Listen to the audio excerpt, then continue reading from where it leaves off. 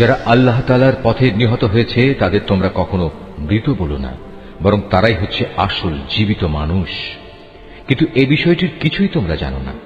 যারা আল্লাহর পথে জীবন দিয়েছে, আল্লাহ তাআলা তাদের কর্ম কখনো বিনষ্ট হতে দেবেন না। তিনি অবশ্যই তাদের সঠিক পথে পরিচালিত করেন এবং তাদের সার্বিক অবস্থাও তিনি শুধরে দেবেন। এর বিনিময়ে তিনি তাদের জান্নাতে প্রবেশ করিয়ে দেবেন, যার পরিচয় তিনি তাদের কাছে আগেই করে রেখেছেন। আল্লাহর পথে জীবন উৎসর্গকারী শহীদ ও অন্যান্য নেককার মানুষ সাথী হিসাবে এরা সত্যি উত্তম। এ হচ্ছে আল্লাহ তাআলার কাছ থেকে অনুগ্রহ। মূলত কোনো কিছু জানার জন্য আল্লাহ তাআলাই যথেষ্ট। যারা আল্লাহর পথে নিহত হয়েছে তাদের তোমরা কোনো অবস্থাতেই মৃত বলো না। তারা তো জীবিত, তাদের মালিকের পক্ষ থেকে জীবিত লোকদের মতোই তাদের রিজিক দেয়া হচ্ছে। আল্লাহ তাআলা নিজ অনুগ্রহ দিয়ে তাদের যা কিছু দান করেছেন তাতেই তারা পরিতৃপ্ত। এবং যারা এখনো তাদের পেছনে রয়ে গেছে, যারা এখনো তাদের সাথে মিলিত হতে পারেনি, তাদের ব্যাপারেও এরা খুশি, কেননা এমন ধরনের লোকদের জন্য এখানে কোনো ভয় নেই এবং তারা সেদিন উৎকণ্ঠিতও হবে না। এ ভাগ্যবান মানুষরা আল্লাহর পক্ষ থেকে অফুরন্ত নিয়ামত ও অনুগ্রহে উৎফুল্ল আনন্দিত হয়, কারণ আল্লাহ তাআলা ঈমানদার বান্দাদের পাওনা কখনো বিনষ্ট করেন না। উহুদের এত বড় আঘাত আসার পরেও যারা আবার আল্লাহ তাআলা ও তার রাসূলের ডাকে সাড়া দিয়েছে এবং তাদের মধ্যে আরো যারা নেক কাজ করেছে, সর্বোপরি সর্বদা যারা আল্লাহকে ভয় করে চলেছে, এদের সবার জন্য রয়েছে মহাপুরস্কার। যাদের মানুষেরা যখন বলল, তোমাদের বিরুদ্ধে কাফেরদের এক বিশাল বাহিনী জামায়াত হয়েছে, অতএব তোমরা তাদের ভয় করো, এ বিষয়টাই যারা যথার্থ ঈমানদার তাদের ঈমান আরো বাড়িয়ে দিল। তারা বলল, আল্লাহ তাআলাই আমাদের জন্য যথেষ্ট এবং তিনিই হলেন উত্তম কর্মবিধায়ক। অতঃপর আল্লাহর নিয়ামত ও অনুগ্রহ নিয়ে এরা এমন ভাবে ফিরে এলো যে কোনো প্রকার অনিষ্টই তাদের স্পর্শ করতে পারল না। এরা আল্লাহর সন্তুষ্টির পথই অনুসরণ করল। বস্তুত আল্লাহ তাআলা মহা অনুগ্রহশীল। এই হচ্ছে তোমাদের প্ররোচনা দানকারী শয়তান।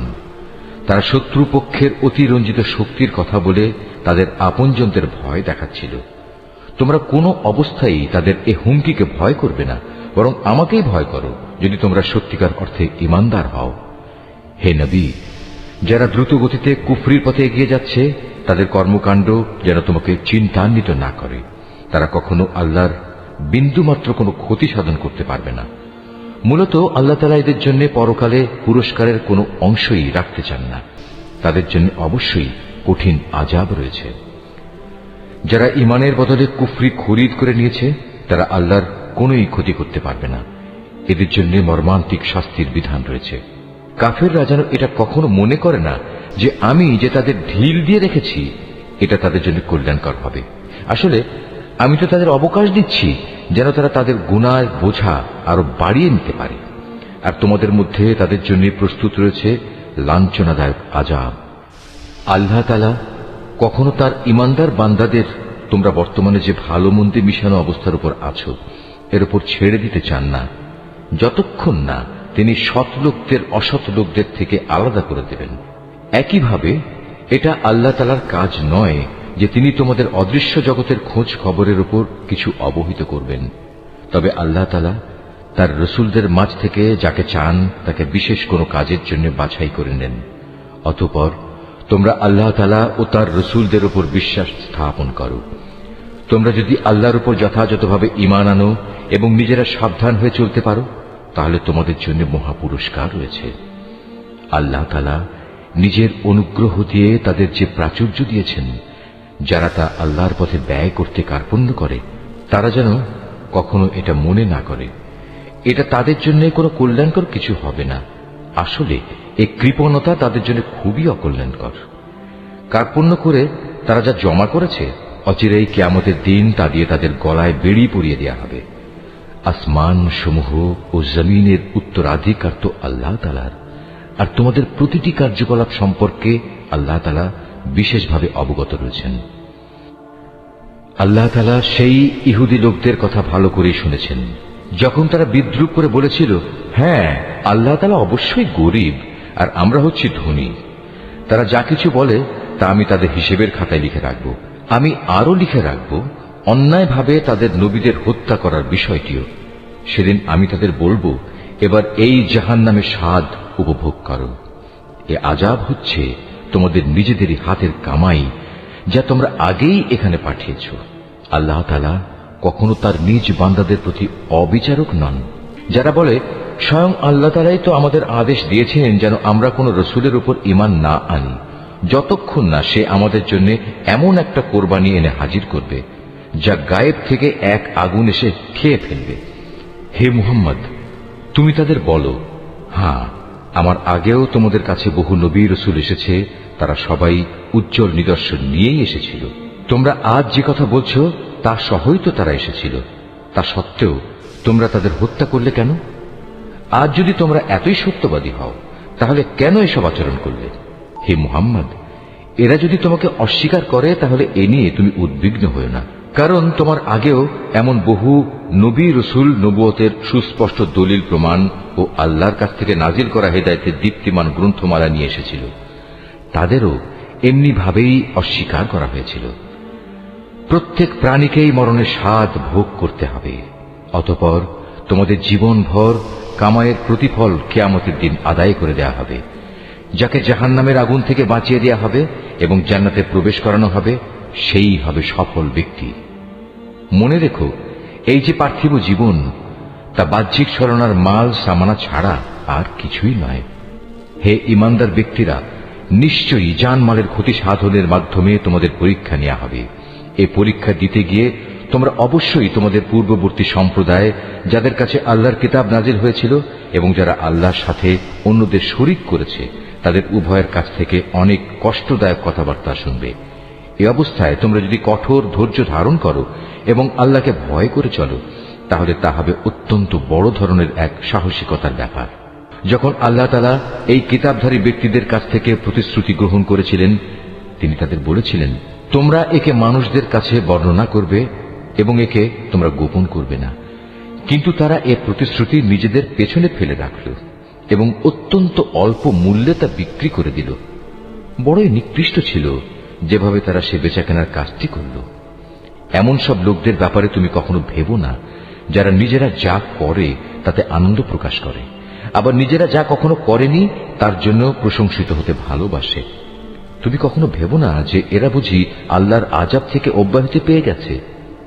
মূলত এদের জন্য আল্লাহর পক্ষ থেকে যন্ত্রণাদায়ক শাস্তির ব্যবস্থা নির্ধারণ করে রাখা হয়েছে। আসমান সমূহ ও জমিনের সার্বভৌমত্ব এককভাবে আল্লাহর জন্য। আল্লাহ তাআলাই সবকিছুর উপর পূর্ণ ক্ষমতাবান। নিঃসন্দেহে আসমান সমূহ ও জমিনের নিখুঁত সৃষ্টি এবং দিবারাত্রির আবর্তনের মধ্যে জ্ঞানবান লোকদের জন্য প্রচুর নিদর্শন রয়েছে। এই জ্ঞানবান লোক হচ্ছে তারা, যারা দাঁড়িয়ে, বসে এবং শুয়ে সর্বাবস্থায় আল্লাহ তাআলাকে স্মরণ করে এবং আসমান সমূহ ও জমিনের এই সৃষ্টি নৈপুণ্য সম্পর্কে চিন্তা গবেষণা করে এবং স্বতঃস্ফূর্তভাবে তারা বলে ওঠে, হে আমাদের মালিক, সৃষ্টি জগতের কোনো কিছুই তুমি অযথা বানিয়ে রাখোনি, তোমার সত্তা অনেক পবিত্র। অতএব তুমি আমাদের জাহান্নামের কঠিন আযাব থেকে নিষ্কৃতি দাও।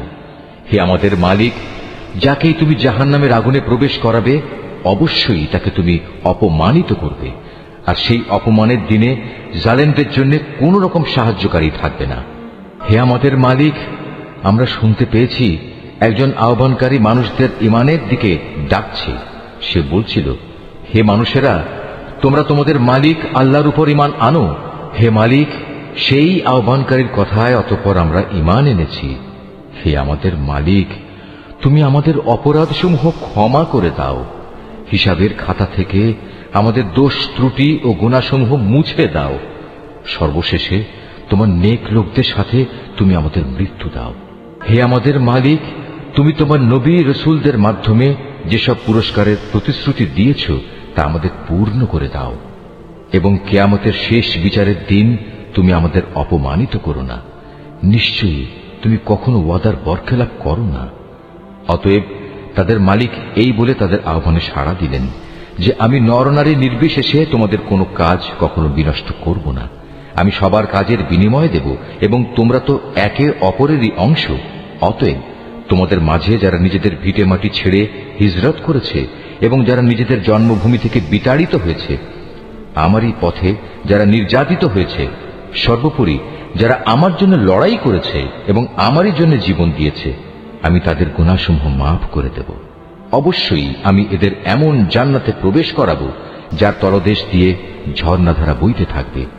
এ হচ্ছে তাদের জন্য আল্লাহ তাআলার পক্ষ থেকে পুরস্কার, আর আল্লাহ তাআলার কাছেই তো রয়েছে উত্তম পুরস্কার।